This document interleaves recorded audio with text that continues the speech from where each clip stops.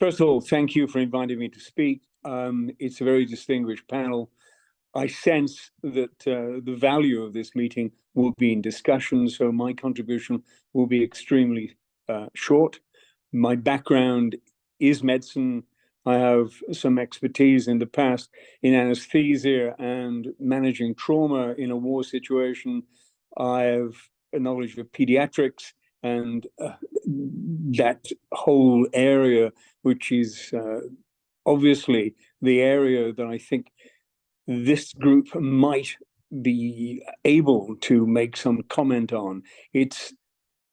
I don't want to go over the absolutely pivotal role that UNRWA has made. It's been vital for all of the things that bear on a child's life, its education, and in the medical context, obviously, that goes without saying.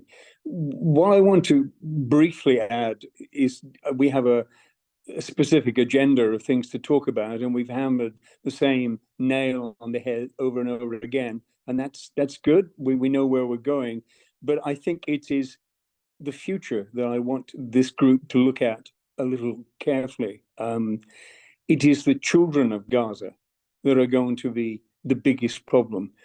Dealing with their trauma will take massive resources over a very extended period. And somehow, even though we're focusing on the here and now, we need to look to that and how that can possibly be managed. I think it will be the thing, is the legacy of this war, is what happens to those children.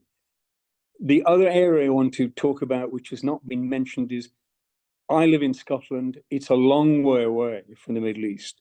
But of course, around the world, in small countries like Scotland, Gaza is very much a topic.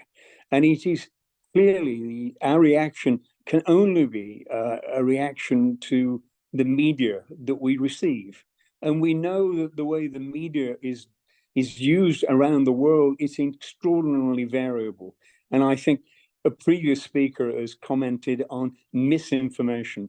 I think somehow we must be on our guard to try to fathom when we're being fed inaccurate information, particularly the story of the defunding of UNRWA and the reasons for it are an illustration of that danger if we don't do that carefully.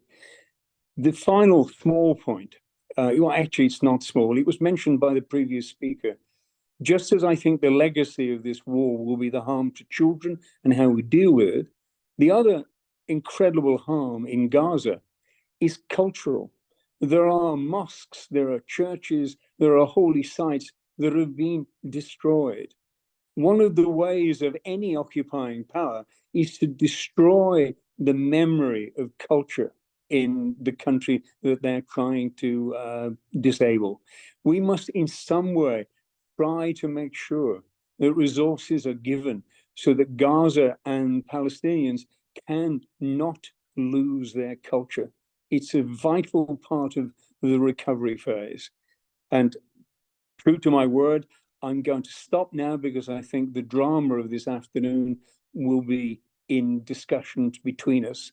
But just to say, let's at least think about children and their future, and let's think about how can we salvage the culture which is in danger of being destroyed. Thanks for inviting me.